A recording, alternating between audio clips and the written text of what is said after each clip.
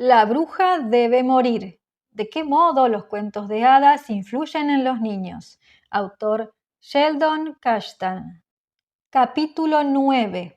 Avaricia, la recompensa de la habichuela. Vivía una vez un granjero que tenía la buena suerte de tener una oca que ponía huevos de oro. Cada día que pasaba el granjero y su mujer eran más ricos, pero pensaban que no se hacían ricos con la suficiente rapidez. Para aumentar más rápidamente su riqueza decidieron matar al ave y recoger todos los huevos de una sola vez. Pero cuando la abrieron no encontraron ningún huevo dentro. De este modo, no solo perdieron al ave, también la fuente de todas sus riquezas. De entre las cerca de 200 fábulas de la colección de Esopo, la oca de los huevos de oro es una de las más conocidas y más citadas. En ella se describe no solo la imposibilidad de satisfacer el ansia de riquezas, sino también las consecuencias de codiciar más de lo que uno realmente necesita. La avaricia en sus miles de formas es materia de mitos, novelas y obras de teatro. Cuando Dionisio dice al rey Midas de Frigia que le pida lo que quiera como compensación por el favor, Midas le pide poseer la capacidad de convertir en oro todo lo que toque. En vez de ser una bendición, el regalo se convierte en una verdadera maldición, puesto que el rey no solo convierte en oro la comida y la bebida, sino también a su amada hija. La avaricia es también el tema principal de cierto número de cuentos de hadas, entre ellos Jack y las habichuelas mágicas. La historia de un encuentro con un gigante caníbal. Este cuento de hadas inglés refiere el viaje de un joven a una tierra más allá del cielo y las tentaciones con las que se enfrenta en el camino. Como en la mayoría de los cuentos de hadas, el relato comienza con un conflicto. Jack y su madre viuda se han quedado sin comida. Para agravar la situación, la única vaca de la familia, Milky White, ha dejado de dar leche. ¿Qué vamos a hacer? ¿Qué vamos a hacer?, dijo la viuda retorciéndose las manos. Anímate, madre, saldré por ahí a buscar trabajo, dijo Jack. Ya lo hemos intentado antes y nadie te tomó, dijo la madre. Debemos vender a Milky White y con el dinero que nos den abrir una tienda o algo. Muy bien, madre, dijo Jack. Hoy es día de mercado. Venderé enseguida a Milky White y luego veremos qué hacer. El hecho de que la subsistencia de la familia dependa de una vaca subraya las precarias condiciones experimentadas por los campesinos cuando el hambre era un visitante frecuente. Pero hay una diferencia importante entre Jack y las habichuelas mágicas y otros cuentos de alimentos como Hansel y Gretel. La familia tiene por lo menos una vaca que vender. La madre de Jack lo manda al mercado para ver si puede vender a Milky White, lo cual prepara el escenario para la aventura. En el camino, Jack encuentra a un hombre de aspecto divertido que le da los buenos días. Bien, Jack, ¿dónde vas?, preguntó el hombre. Voy al mercado a vender a nuestra vaca, respondió Jack preguntándose por qué el hombre sabía su nombre. Oh, tienes el auténtico aspecto del tipo que vende vacas, dijo el hombre. Me pregunto si sabes cuántas habichuelas hacen 5. 2 en cada mano y una en la boca, dijo Jack. Tienes razón, dijo el hombre, y aquí las tienes, las auténticas habichuelas. Continuó diciendo mientras sacaba de su bolsillo unas cuantas habichuelas de exótico aspecto. Como eres tan listo, dijo, no me importa hacer un trueque contigo. Tu vaca por estas habichuelas. Márchate, dijo Jack. Pero tú no sabes cómo son estas habichuelas, dijo el hombre. Si las plantas por la noche, a la mañana siguiente, han crecido hasta el cielo. No, dijo Jack, no es cierto. Sí, sí lo es. Si resulta que no es cierto, te devuelvo la vaca. De acuerdo, dijo Jack. Metió las habichuelas en su bolsillo y le entregó el ronzal. Como el héroe o la heroína de la mayoría de los cuentos de hadas, Jack cede a la tentación e inmediatamente se encuentra en medio de un trato absurdo, como Caperucita Roja, que no hace caso de las instrucciones de su madre para que vaya directamente a casa de la abuela. Jack tampoco hace caso de las instrucciones de la suya para que cambie la vaca por dinero. El comportamiento temerario de Jack hace que los pequeños lectores se identifiquen fácilmente con él, porque ¿qué niño que haya hecho caso omiso del consejo de sus padres no tolera un capricho pueril? Jack está tan encantado con el trato y con la perspectiva de tener una escalera hasta el cielo que cree que su madre estará tan contenta como él, pero lo amenaza un violento despertar. ¿Qué? Dijo la madre de Jack. ¿Eres tan imbécil, tan bobo, tan idiota como para haber regalado mi Milky White, la mejor lechera de la parroquia y una carne de primera por un puñado de miserables habichuelas? Toma, toma, dijo dándole golpes en la cabeza.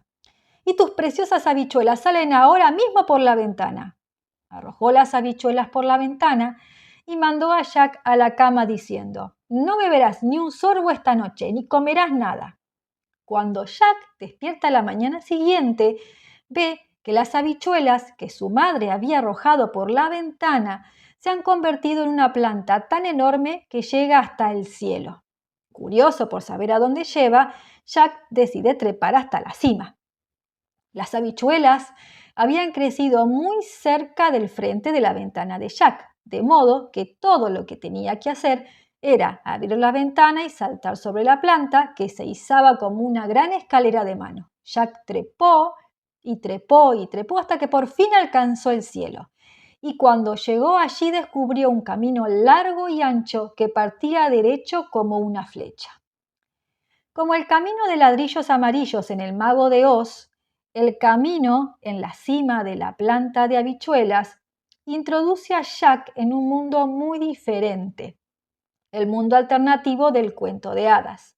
El salto contiene la promesa de una gran aventura y Jack se dirige con impaciencia al largo y ancho camino para ver a dónde lleva. Al final del camino hay una casa. Jack llama a la puerta y una voluminosa mujer sale a recibirlo. Es la mujer de un ogro, que le toma cariño de inmediato y lo invita a entrar. Al mismo tiempo, le advierte que su marido es un caníbal que desayuna tostadas con niños pequeños a los que asa en la parrilla. Como en esos momentos el ogro está ausente, la mujer le prepara la mesa. Pero antes de que haya podido llevarse el pan a la boca, Jack oye los pasos del ogro. No hay tiempo para escapar, así que la mujer en el último momento le dice que se esconda en el horno, precisamente en el momento en que la puerta se abre y aparece el gigante. El gigante entra a zancadas en la habitación y deja sobre la mesa unos animales muertos, el trofeo de un día de caza. Olfatea el aire y pronuncia las palabras que han provocado sudores fríos a innumerables pequeños oyentes. Fe, fi, fo, fu, huelo la sangre de un inglés. Esté vivo o esté muerto, moleré sus huesos para hacerme pan. Jack, que está escondido a pocos pasos del gigante, se da cuenta de que corre el riesgo de ser la próxima comida del ogro. Por fortuna, la mujer dirige la atención de su marido fuera del escondite de Jack. «Tonterías, querido», dijo la mujer. «Estás soñando, o quizá hueles las sobras del pequeño que cenaste ayer. Ahora vete a lavarte y a asearte. Cuando vuelvas tendrás preparado el desayuno». No bien había acabado de irse el ogro cuando Jack saltó fuera del horno e hizo ademán de salir corriendo. La mujer le dijo que no lo hiciera. «Espera que se duerma», le dijo. «Siempre se echa una siesta después del desayuno». La preocupación de la mujer por el bienestar de Jack sugiere que ella es algo más que la mujer del ogro. No solo alimenta al muchacho cuando llega a su puerta, sino que se asegura de que el marido no lo encuentre.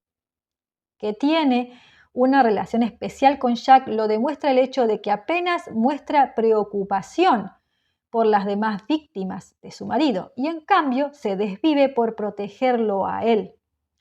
Al cobijarlo, se expone incluso a la cólera del ogro. Fuerza maternal protectora. Ella es la madre que Jack tiene lejos del hogar. Siguiendo las instrucciones de la mujer, Jack vuelve al horno y espera a que el ogro acabe el desayuno. Pero en vez de dormir la siesta, el ogro se acerca a un voluminoso arcón y extrae 2 talegos de oro. Jack mira con los ojos desorbitados al ogro, que se sienta y empieza a contar su dinero. Dinero caído del cielo. En este punto el relato toma una dirección diferente. Lo que empezó como una historia sobre la escasez de alimentos se convierte en una sobre la codicia de riquezas por un muchacho. Antes, Jack estaba dispuesto a renunciar al dinero que pudiera obtener por Milky White a cambio de un puñado de habichuelas. Ahora está obsesionado con el oro del ogro. Cuanto más observa Jack el dinero que cuenta el ogro, más lo codicia. Espera a que el ogro se quede dormido, se apropia entonces de uno de los talegos y se dirige a la puerta. Uno de los inconvenientes del apetito excesivo de dinero es que a menudo trae consigo trágicas consecuencias. Ya hemos visto lo que le ocurrió al rey Midas. Hasta que no perdió a su hija, no se dio cuenta de lo costosa que puede ser la avaricia. La aflicción que trae la avaricia es un tema consabido que recoge el teatro moderno.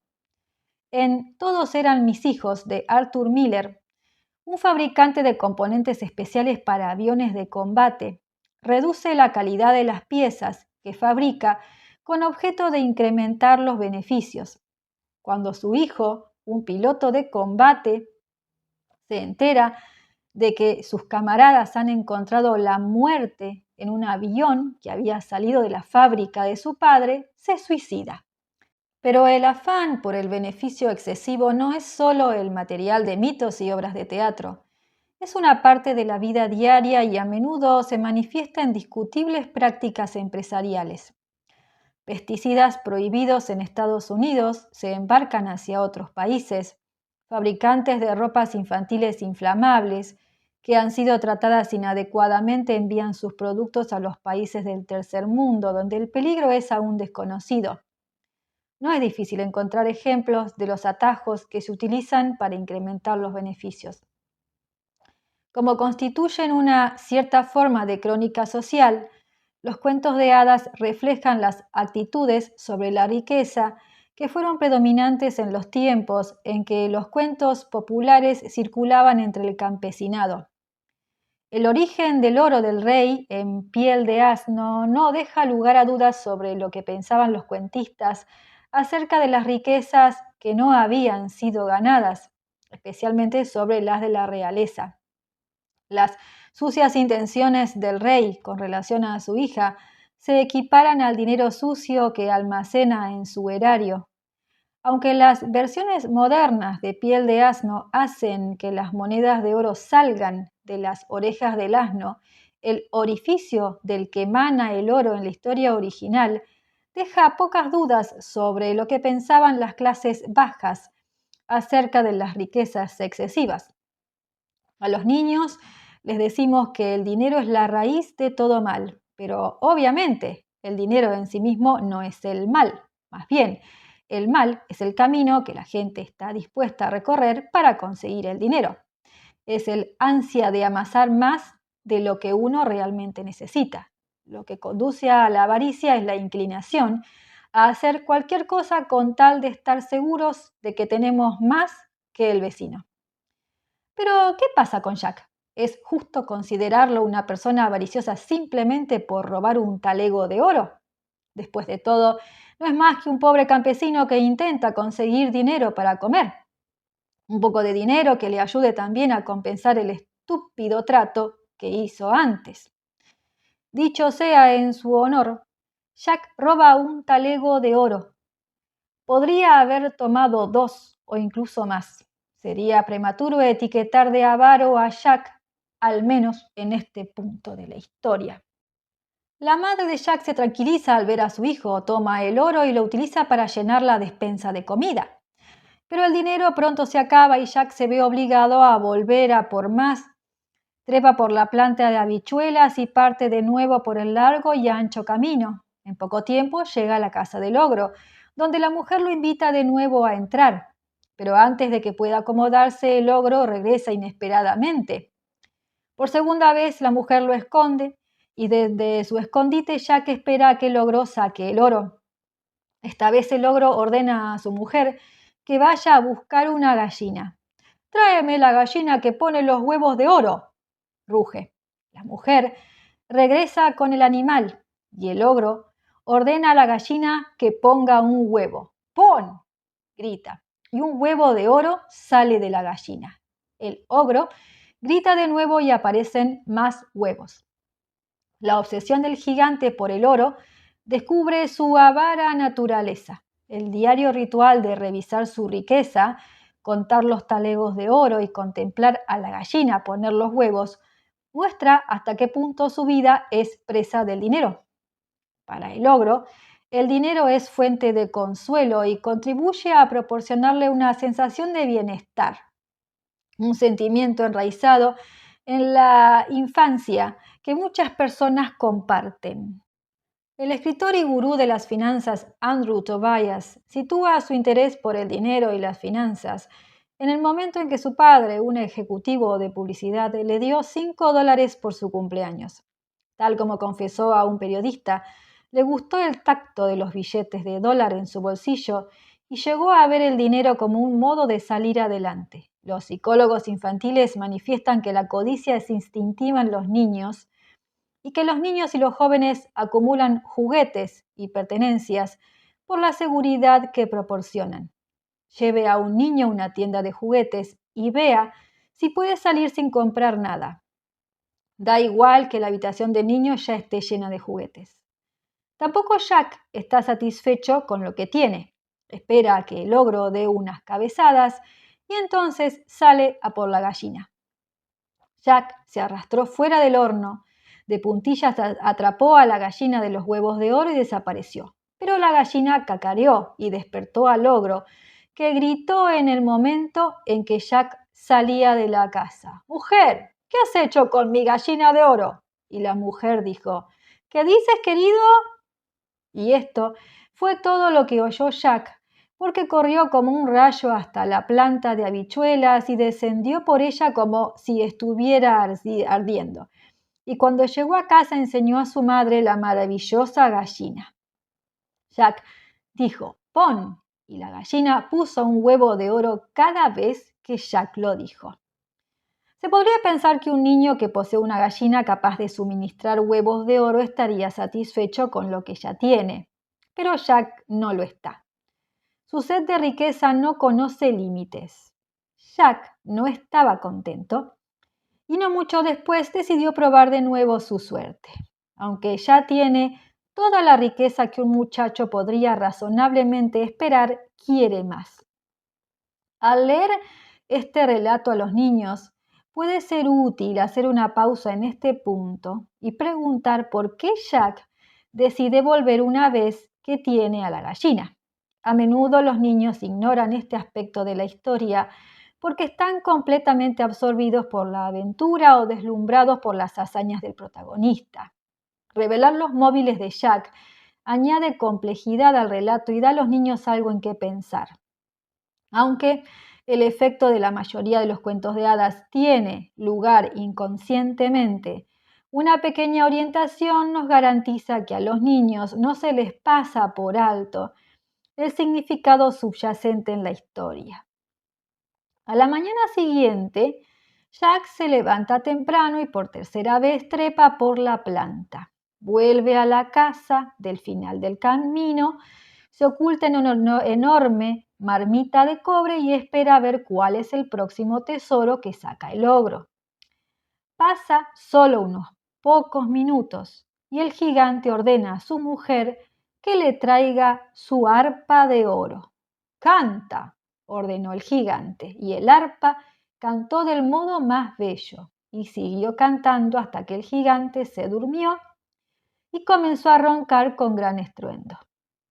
Entonces Jack levantó silenciosamente la tapa de la marmita y anduvo a gatas hasta llegar a la mesa. Trepó por ella, agarró el arpa dorada y se precipitó hacia la puerta.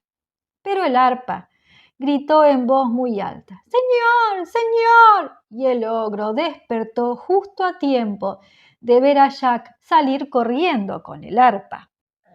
Bruno Bettelheim ennoblece el hurto al sostener que proviene del deseo de Jack de alcanzar cosas mejores en la vida. En Psicoanálisis de los cuentos de hadas afirma que el arpa simboliza la belleza y el arte, y que el deseo de Jack de poseerla representa la sublimación en búsquedas más nobles de los impulsos sexuales del muchacho. Alzarse con el instrumento no es tanto un signo de avaricia como una experiencia de crecimiento, un indicador de que el interés en los bienes materiales ha sido superado. Una vez más, la interpretación psicoanalítica pasa por alto el contexto de la historia y todo lo que ha sucedido con antelación. Transformar en este momento a Jack en un esteta cultural es ignorar los móviles que hay detrás de su comportamiento previo. El arpa está hecha de oro, no de madera, como la mayoría de los instrumentos musicales de cuerda. Además, ¿cuántos muchachos campesinos de la Inglaterra medieval estaban tan obsesionados por poseer un instrumento musical que no les importaba arriesgar su vida por ello? El interés de Jack por el arpa se interpreta mejor como una expresión de la avaricia, que se manifiesta al escalar por tercera vez la planta de habichuelas. La escena que sigue es una de las grandes escenas de persecución de los cuentos de hadas. ¿Cuántos niños han escuchado sin aliento cómo el ogro persigue a Jack por la planta de habichuelas? ¿Cuántos ojos casi se han salido de las órbitas a medida que el ogro se acerca cada vez más? Justo en el momento en que el gigante va a atraparlo, Jack grita a su madre que le traiga un hacha. Y su madre corrió con el hacha en la mano, pero cuando llegó a la planta de habichuelas quedó paralizada por el terror al ver que las piernas del ogro traspasaban las nubes. Pero Jack pegó un salto, tomó el hacha y dio un hachazo a la planta. El ogro sintió la sacudida y paró para ver qué ocurría. Entonces Jack dio otro hachazo y cortó en dos la planta de habichuelas, que se tambaleó. El ogro cayó al suelo y se rompió la coronilla, y la planta de habichuelas cayó con estrépito y se hizo añicos encima de él.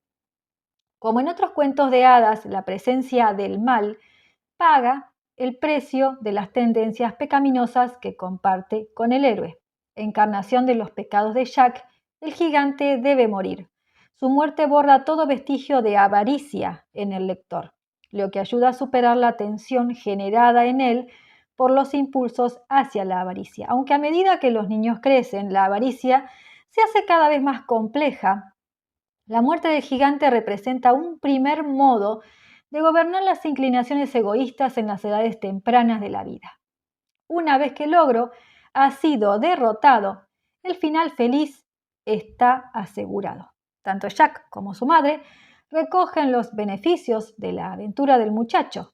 Exhibiendo el arpa y vendiendo los huevos de oro, Jack y su madre se hicieron muy ricos. Y como guinda de la tarta, Jack se casa con una princesa y vive feliz el resto de sus días. Probablemente es más de lo que se merece, pero al fin y al cabo se trata de un personaje de cuento de hadas. ¿Quién se queda con la granja? Cuando está en juego una herencia, aparecen en los cuentos de hadas algunos de los caminos que emprenden las personas para satisfacer su avaricia. En El Enebro, una madrastra comete un homicidio atroz, al que sigue un acto aún más repugnante para garantizar que su hija y ella hereden la fortuna de la familia. Una de las historias menores de la colección de los hermanos Grimm, El Enebro, suele ser omitida en los libros de cuentos infantiles por sus secuencias horripilantes. Sin embargo, constituye un ejemplo poético de las consecuencias que acarrea la avaricia desenfrenada. Érase una vez un hombre muy rico y su hermosa mujer, quienes se amaban tiernamente. Sin embargo, no tenían hijos, a pesar de que la mujer los pedía día y noche en sus oraciones. Frente a su casa había un patio en el que crecía un enebro, Un día de invierno, la mujer estaba sentada debajo del árbol pelando una manzana y se cortó un dedo con el cuchillo. Viendo caer en la nieve la sangre de su dedo, la mujer suspiró. ¡Ah! Si tuviera un niño con los labios tan rojos como la sangre y la piel tan blanca como la nieve. Y al decir estas palabras, se sintió muy feliz y percibió que sucedería. El anhelo por crear una nueva vida es un comienzo común a muchos cuentos de hadas y a menudo marca el tono del relato. En Blancanieves, la madre de la princesa Nonata anhela también una niña, con los labios tan rojos como la sangre y con la piel tan blanca como la nieve. En El príncipe cerdo, la reina estéril ansía un hijo que sea el niño más hermoso del mundo. Para gran pesar suyo da a luz a un hijo con el cuerpo y las extremidades de un cerdo. Traer vida al mundo es un deseo profundo y poderoso de los padres que garantiza a los pequeños lectores que son amados y queridos. Los cuentos de hadas fortalecen la confianza del niño en que haga lo que haga, será amado. A pesar de su desilusión inicial, la reina de El príncipe cerdo acaricia a su hijo, frotando suavemente con la mano su hirsuto trasero y abrazándolo como si fuera humano. Incluso el padre, que en un principio piensa matar a su hijo para evitar la vergüenza de su mujer, lo acepta y promete educarlo con amor y respeto. También en El enebro se le concede el deseo a la mujer que enseguida queda embarazada. Sentada en el jardín debajo del enebro, espera la llegada de su hijo, pero en el 8º mes de embarazo cae gravemente enferma. Llama al marido a su lado y le dice: «Si muero, entiérrame junto al enebro». Antes de fallecer, da a luz al niño que había deseado, un bebé con la piel tan blanca como la nieve y con los labios tan rojos como la sangre. El apesadumbrado marido cumple el último deseo de su mujer y la entierra junto al enebro. Después de un periodo de luto, toma una nueva esposa. El marido tuvo una hija con su segunda mujer. Cuando la mujer miraba a su hija, veía al objeto de su amor, pero cuando miraba al hijastro se le partía el corazón porque sabía que él heredaría la fortuna de su marido. Un día la mujer subió a la habitación con su hija, que quería una manzana. «Madre, ¿me das una manzana?», preguntó la hija. «Sí, hija», contestó la madre, y se acercó a un gran arcón que tenía una pesada tapa. La pequeña tomó la manzana y dijo a su madre: «¿No me das otra para mi hermano?». Esto encolerizó a la mujer, que arrebató la manzana a su hija y la arrojó al arcón gritando: «Sí, pero tú no la tendrás antes que tu hermano». La hija se fue a buscar al hermano. Cuando el pequeño entró en la habitación, la madrastra le preguntó si quería una manzana.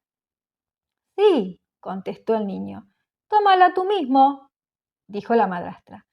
Cuando el pequeño estaba inclinado sobre el arcón, la madrastra cerró la tapa con tal fuerza que la cabeza del niño se desprendió y cayó entre las manzanas. La madrastra quedó abrumada por el terror y pensó: «Ojalá pudiera hacer creer que no lo he hecho yo». Entonces tomó un pañuelo blanco del cajón superior de la cómoda, colocó la cabeza del niño sobre los hombros y anudó el pañuelo alrededor del cuello de tal modo que no se viera nada. Luego lo sentó en una silla frente a la puerta y le puso en una mano la manzana. El homicidio de un niño, sea hijo biológico o adoptivo, es un hecho incomprensible. Sin embargo, con mucha frecuencia se nos muestran situaciones en las que uno de los padres o los dos matan a sus descendientes. Susan Smith, una ama de casa de Carolina del Sur, ahogó a sus 2 hijos en un lago y trató de que el hecho pareciera un atraco en la carretera. En su caso, el móvil no fue el dinero. Pero ¿puede haber móviles justificables? ¿Puede un padre matar a un niño únicamente para satisfacer la avaricia? Un episodio ocurrido en Nueva Inglaterra indica que sí puede. En 1994, un tribunal de Massachusetts condenó a Sandra Dosti por el asesinato de su hijastro de 5 años. En el juicio, se demostró que el niño padecía de hemofilia y que el padre había incurrido en importantes gastos médicos cuya totalidad compartía con la madre del niño. Dosti, que ya tenía un hijo con el padre del niño y deseaba tener más, se convenció de que ella y su marido no podrían tener un segundo hijo mientras hubieran de gastar dinero en cuidar del hijastro enfermo. El día de la muerte del niño, el padre, que compartía la custodia con la madre biológica, había llevado al niño consigo para pasar el fin de semana. Cuando el padre estaba fuera de casa, Dosti se deslizó en la habitación del niño y lo asfixió con una toalla. Luego bajó al sótano, se ató con una cinta adhesiva y esperó el regreso de su marido. Ella le dijo que dos misteriosos intrusos habían irrumpido en la casa, atándola y asesinando al niño. El jurado descubrió la mentira y condenó a Dosti a cadena perpetua por homicidio. En El Enebro, la madrastra es incluso más diabólica. No solo mata a su hijastro, sino que se las ingenia para que su propia hija crea ser la responsable del crimen. Cuando la hija, llamada Marlenita, le pide a su hermano que comparta con ella la manzana, él, por supuesto, no responde. Marlenita se enfada y se queja ante su madre. Mi hermano está sentado en la puerta, muy blanco, y no me responde, le dice. Vuelve con él, ordena la madre, y dale una cachetada si se niega a hablar. Entonces Marlenita fue con él y dijo, hermano, dame la manzana. Pero él seguía en silencio. Siguiendo las instrucciones de su madre, la niña dio una cachetada a su hermano y la cabeza se desplomó. Marlenita se quedó aterrada y empezó a gritar y a chillar. Corrió hacia su madre y dijo, ¡ay, madre, he arrancado la cabeza de mi hermano! Y lloró sin consuelo. Si matar a un niño es ya censurable, echar la culpa del crimen a una niña inocente, hermana nada menos que del niño asesinado, califica de bruja a quien lo hace. Pero la madrastra no ha acabado todavía. Como la mujer en Sol, Luna y Talía, la madrastra se propone, para ocultar el crimen, hacer un estofado con los restos del hijastro y alimentar al marido con él. Le dice a Marlenita que mantenga la boca cerrada para que nadie sospeche lo que ha sucedido. Cuando el padre volvió a casa y se sentó a cenar, preguntó, ¿dónde está mi hijo? La madre contestó, se ha ido a ver a su tío abuelo materno al otro lado del país y empezó a servir el estofado a su marido. El padre comió el estofado, comentó el delicioso sabor que tenía y pidió más. Cuando hubo acabado, arrojó los huesos bajo la mesa. Marlenita corrió a la cómoda, tomó su mejor pañuelo de seda del cajón inferior y recogió todos los huesos de debajo de la mesa. Llorando sin parar, anudó el pañuelo y lo sacó afuera. Luego se tumbó debajo del enebro y después de un rato dejó de llorar. De pronto, el enebro comenzó a agitarse y las ramas se abrieron en dos. Una bruma pareció emerger del árbol y de ella salió volando un hermoso pájaro que se alzó sobre la niebla y cantando magníficamente se dirigió hacia el cielo. Cuando el pájaro desapareció, ya no estaba el pañuelo con los huesos. Esta escena fénix de reunión y renacimiento recuerda a otra similar en Cenicienta de los hermanos Grimm, pero en el enebro es el niño quien resucita. La simbiosis entre los huesos del hijo y los de la madre muerta reafirma simbólicamente la relación originaria entre madre e hijo. Muchos años antes, el deseo de la madre por un hijo culminó en el nacimiento del niño. Ahora de nuevo, ella le da la vida. La resurrección espiritual que resulta de los esfuerzos de Marlenita por proteger a su hermano no es el final de la historia, en realidad señala el comienzo de un viaje en el que el hijo, ahora un pájaro encantado, parte en busca del desquite. El viaje comienza cuando el pájaro encuentra la casa de un orfebre. El orfebre estaba sentado en su taller, haciendo una cadena de oro, cuando oyó cantar al pájaro en el tejado. Mi madre mató a su hijito. Mi padre me creyó ido y perdido. Pero la linda Marlenita se apiadó de mí y me colocó bajo el enebro. Conmovido por el inolvidable estribillo, el orfebre pidió al pájaro que se lo cantase de nuevo. El pájaro le dice al orfebre que lo hará solo a cambio de una cadena de oro. El orfebre le entrega la cadena y el pájaro canta de nuevo la canción. Cuando acaba, el pájaro vuela a casa de un zapatero donde repite el estribillo. El zapatero queda encantado con la canción y como el orfebre le pide oírla de nuevo, el pájaro accede a ello, pero solo si el hombre le da algo a cambio. El zapatero dice a su mujer que vaya a buscar un par de zapatos rojos que hay en un estante de su taller. El pájaro canta su canción por segunda vez, toma los zapatos en su garra izquierda y se va volando. La tercera parada en la odisea del pájaro es un molino, donde un grupo de trabajadores está labrando una muela. La escena se representa por tercera vez y los hombres aceptan dar al pájaro la muela por repetir la canción. Entonces todos los trabajadores al unísono levantaron la muela con una viga. El pájaro introdujo su cuello en el agujero y llevando la muela como si fuera un collar, voló a un árbol, desde donde cantó de nuevo su canción.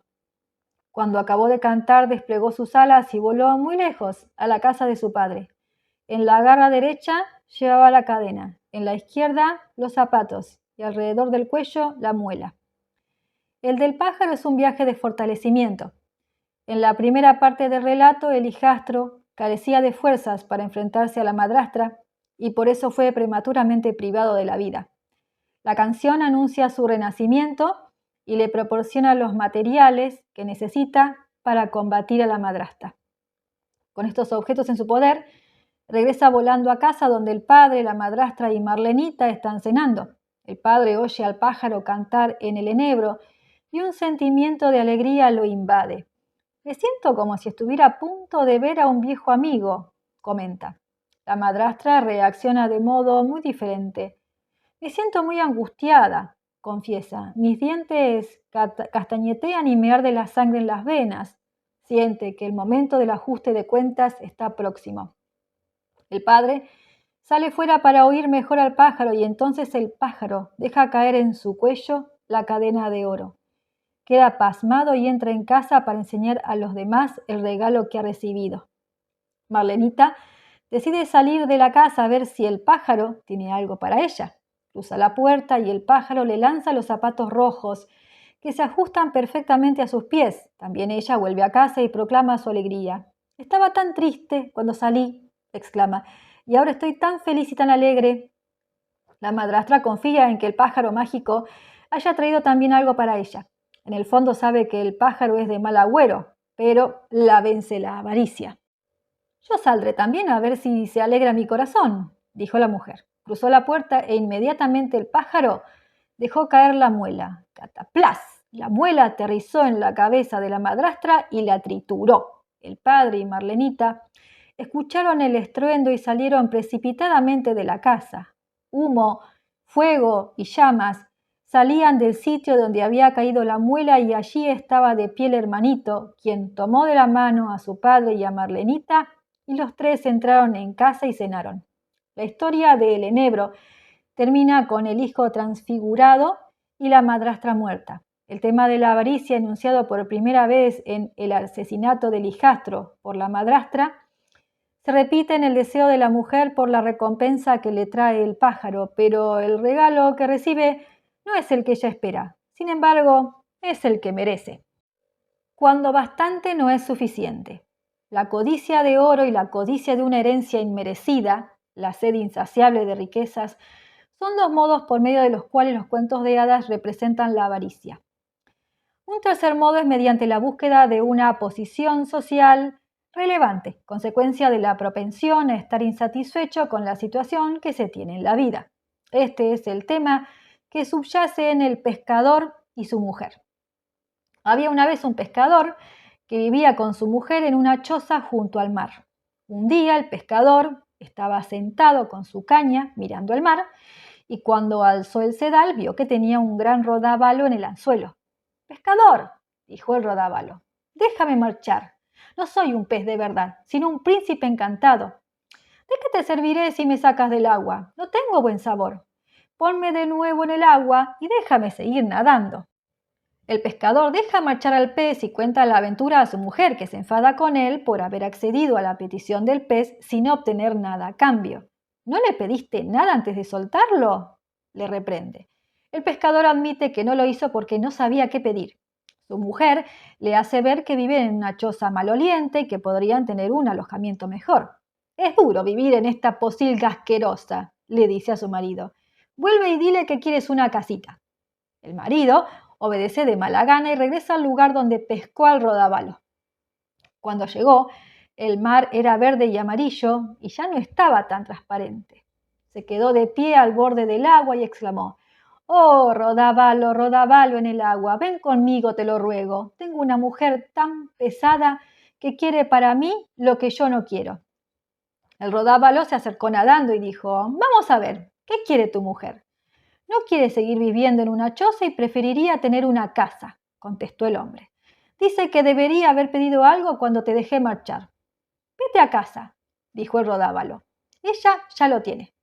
El pescador vuelve a casa, pero descubre que su mujer no queda satisfecha tan fácilmente.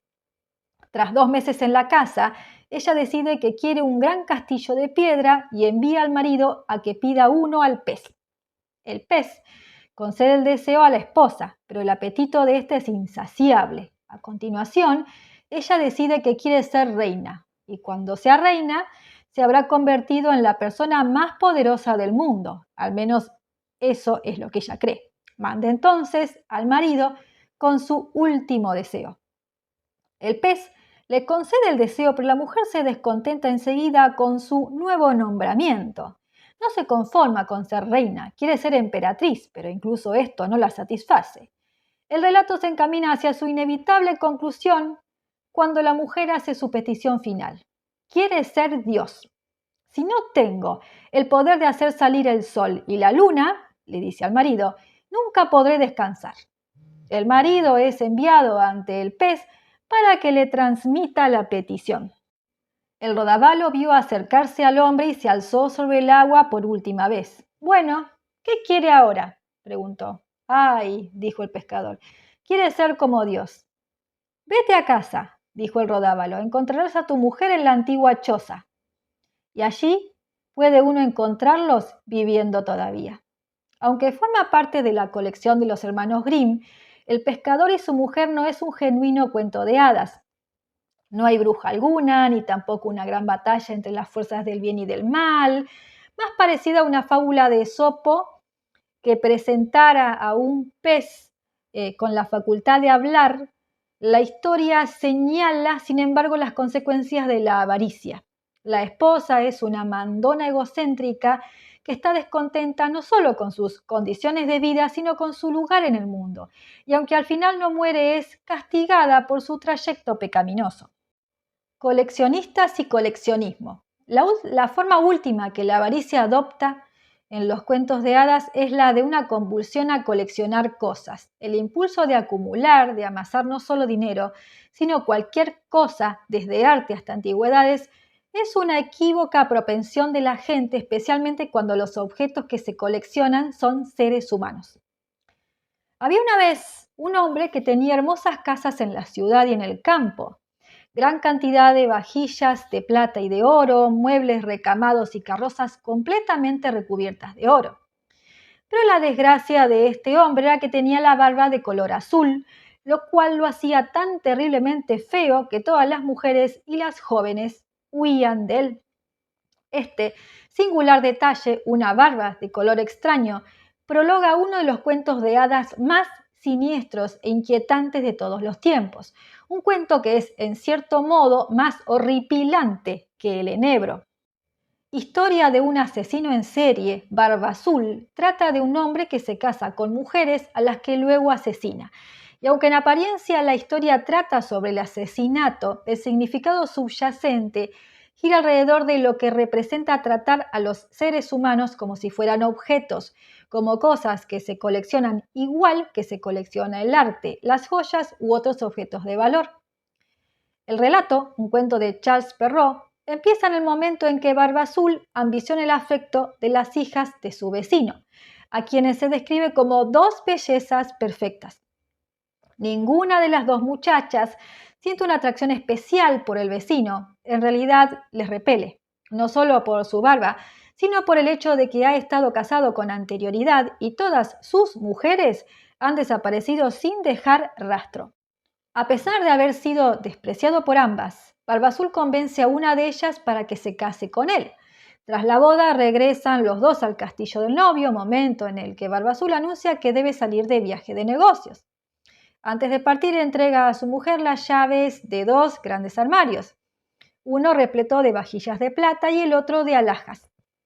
Le da también una pequeña llave que abre la cerradura de una habitación ubicada al fondo de una enorme galería.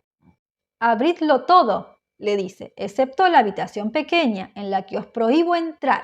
Si abrís su puerta, podéis contar con mi justa cólera y mi resentimiento. Por supuesto, la esposa no puede resistir la tentación y en cuanto su marido se marcha, va a la galería. Haciendo caso omiso de la advertencia, busca en su bolsillo y saca la llave.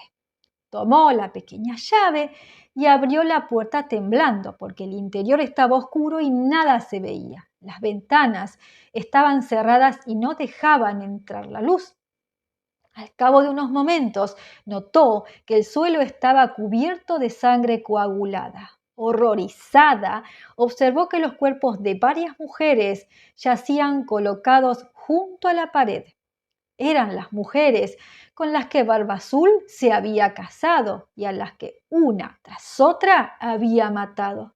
Creyó morir de miedo y la llave que había sacado de la cerradura cayó de su mano. Se inclinó a recogerla y observó que estaba manchada de sangre.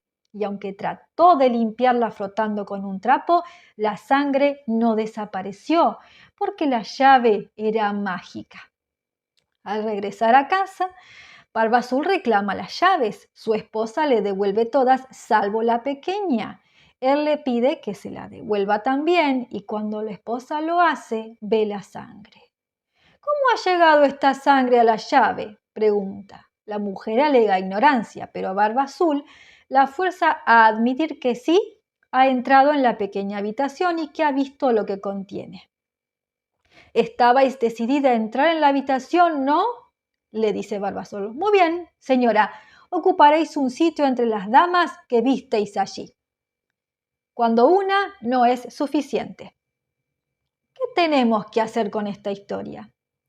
Algunos escritores sugieren que Barba Azul representa una advertencia contra la curiosidad, un aviso a los lectores, especialmente a las jóvenes, de que un conocimiento excesivo puede ser peligroso.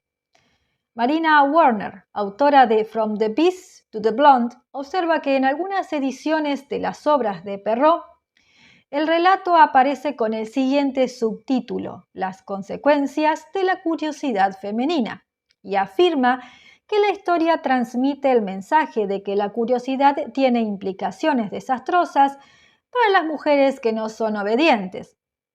Cupido y Psique contiene un mensaje similar.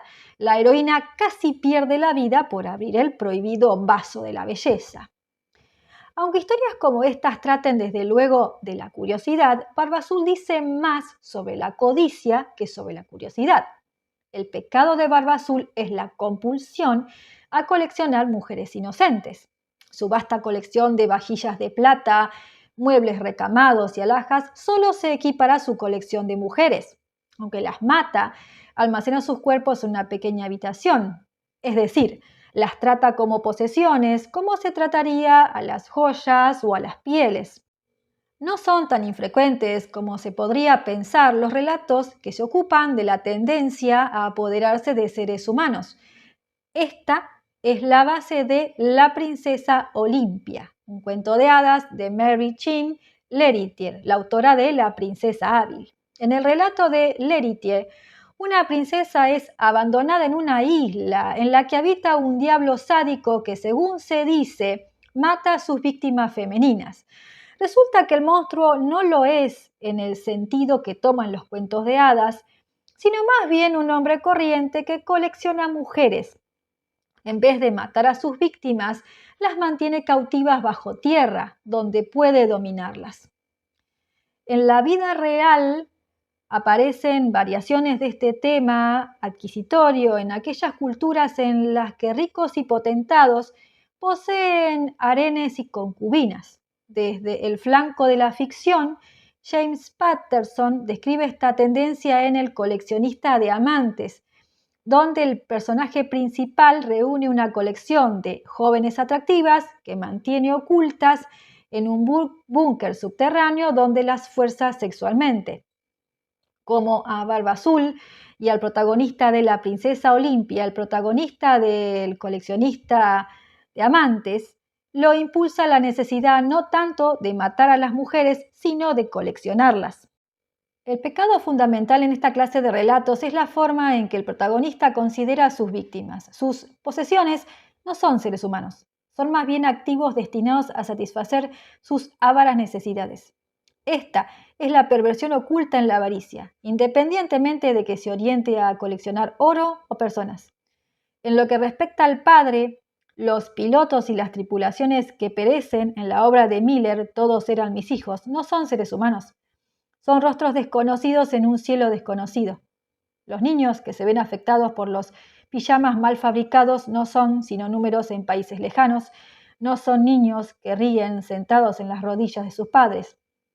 Y los industriales que vierten basura tóxica en los ríos no prevén el coste potencial en salud y en vidas que tendrán que soportar las víctimas de sus actos. Lo que importa es dónde se coloca el listón de lo aceptable. A medida que crece la avaricia, decrece la sensibilidad humana, hasta el punto de que las personas ya no son otra cosa que objetos. En Barba Azul, las mujeres son almacenadas como las vajillas de plata y las alhajas, precisamente porque su propietario las considera objetos. La heroína se da cuenta de que está a punto de formar parte de la macabra colección de su marido y trata de salvarse. Cuando la mujer escuchó la declaración, se arrojó a los pies de su marido, imploró perdón y le prometió que nunca más le desobedecería. Pero el corazón de Barba Azul era más duro que una roca. «Debéis morir, señora», dijo, «y ahora mismo». «Ya que debo morir», contestó ella, mirándolo con los ojos bañados en lágrimas, «dadme algo de tiempo para rezar». «Os doy un cuarto de hora», contestó Barba Azul, «pero ni un minuto más». Un cuarto de hora es todo lo que necesita la heroína. A lo lejos divisa una gran nube de polvo y a dos jinetes que se acercan rápidamente al castillo. «Loado sea Dios», exclama, «son mis hermanos que vienen a rescatarme». Con una mano, Barba Azul toma a su esposa por el pelo y con la otra levanta su alfanje, dispuesto a cercenar la cabeza de la mujer. En ese mismo instante se oye un golpe tan fuerte en la puerta que Barba Azul se sobresaltó. La puerta se abrió y entraron dos caballeros que desenvainaron sus espadas y corrieron directamente hacia Barba Azul. Él reconoció a los hermanos de su mujer, el uno dragón y el otro mosquetero, así que huyó inmediatamente para salvarse, pero los dos hermanos lo persiguieron tan de cerca que lo alcanzaron antes de que pudiera escapar y lo atravesaron con sus espadas. Hay un proverbio popular que dice que la avaricia permanece joven cuando los otros pecados ya son viejos. Esta es quizá la razón por la que el tema de la avaricia es tan recurrente en los cuentos de hadas. La batalla contra las inclinaciones avariciosas continúa e historias como Jack y las habichuelas mágicas, El enebro y Barba Azul no son sino intentos de combatir y vencer los impulsos que amenazan con corromper el yo. Puede que no triunfen siempre, pero son al menos un comienzo.